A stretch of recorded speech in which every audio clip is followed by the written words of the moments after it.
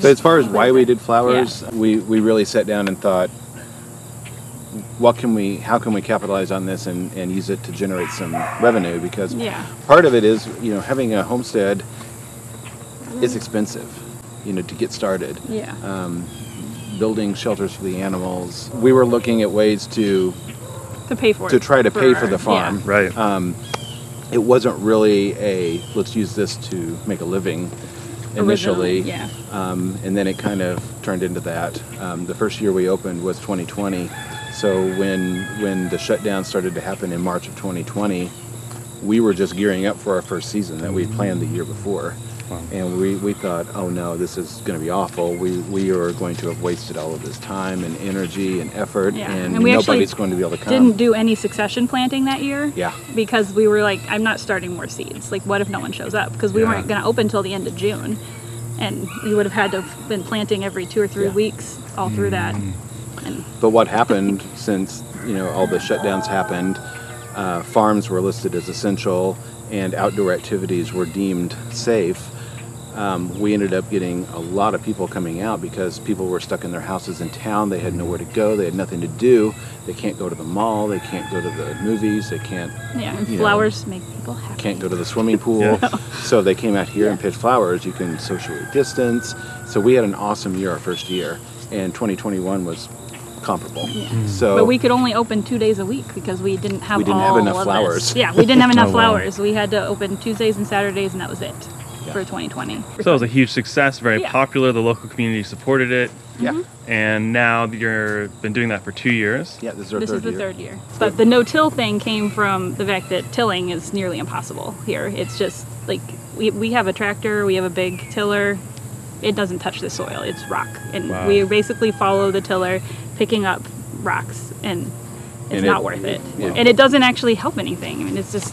Just tilling in the garden the first time, that because it had been done before, because somebody had pulled out the rocks, it set a good stage for us to get started with the no-till stuff. But doing that out here, we knew that wasn't going to work. All these beds are basically the shovelings from our goat and sheep houses. So we go get the hay that's been pooped on and peed on, and we laid it out, covered it for the winter. We did that in the fall, and then we planned into that in the spring. The first year we lay out the beds with string, so we can tell exactly where we need to put it, and we measure it like 8 to 10 inches deep with the sheep, goat, rabbit, whatever. Poop is what we call it. Yeah, ready to go compost, basically. Yeah, basically. Just ready. Yeah, and you have to bring it in by the trailer load, unload all of the houses, and put it out here. And then every year after these flowers are all done, because 99% of this is annuals. So we pull everything out. We have a couple different compost piles. Most of the zinnias, because of the diseases they carry, they go to our chicken yard, and we don't use that compost for anything else. They just grow bugs, and the chickens make it disappear. When the flower season's over, we'll come through and we will cut out all the dead plants, because and then you cut them off, leave the roots. Leave the roots. We'll pull off the weed fabric and then amend that soil with all of the hay, poop, pee, stuff that we shovel out of the animal houses. And then we leave it for the winter. Let it snow on it. Wrap all the fabric up and put it in storage for the winter. It helps extend its life. We reuse all the landscape staples, and we actually we have this plastic support netting on here, which is designed to be disposable.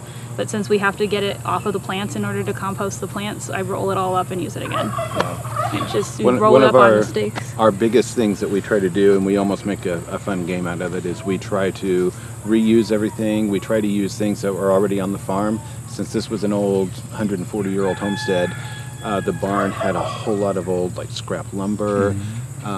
We pretty much recycled all of that. Repurposed. How can we reuse things and use things that are not for their intended purpose to try to, use it for something else. Like these hoops are just 1 inch PVC, 1 inch PVC. We also use these hoops to use frost cloth in the winter. If there's something planted that we need to cover, we'll plant tulips all in this area, and sometimes we need to cover them.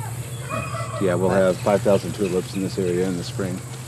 How much do you charge to do U-pick? How do you operate that? So for the summer flowers that are all cut and come again, they just keep producing, we do a container, it's about this big, It holds between 50 and 80 stems, and it's $25 to fill it. And we give them the container and the scissors, and give them a little tutorial. Yeah, tell we have them where to cut the flowers. Like basics. on zinnias, how to shake to make sure they're ready to go. Ready. These are not. No, those are not ready.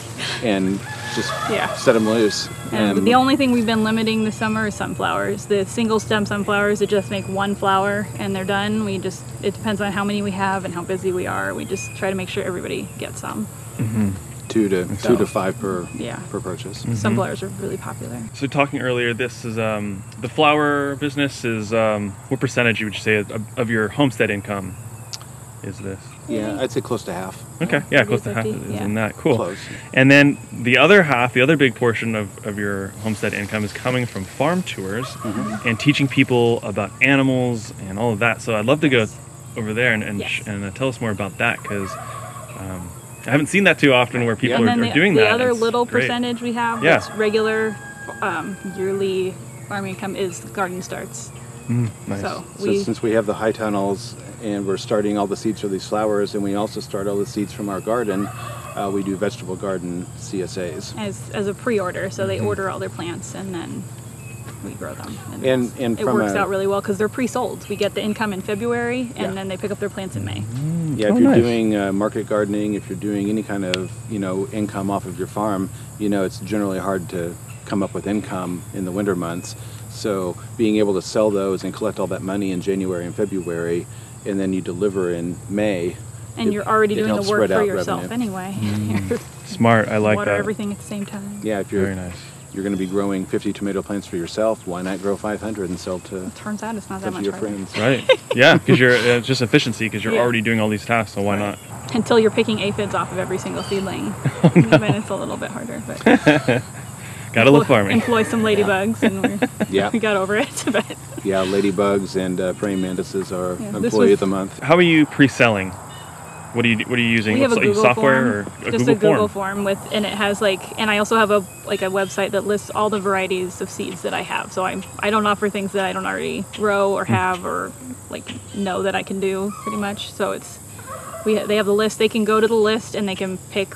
It's like a package, like a large garden, and they get 18 plants, or a backyard garden. Backyard garden is 9 plants. So it's different sizes, and then they pick what those plants are and put it in the Google form. But lots of people just say, I want 3 tomatoes and 3 peppers, and I want sweet peppers or spicy. They'll be very vague, and then I just fill it in for them. So I grow all these fun heirloom varieties and get people exposed to that by, just they trust my judgment. So I'm like, yes, you will have an awesome garden. Here it is. A lot of people have never had a tomato that wasn't that wasn't a plain red Better Boy or whatever. Right. So and we do get requests for those, and I'm like, I'm not growing that stuff. You're gonna have to try this Cherokee Purple. You'll like it.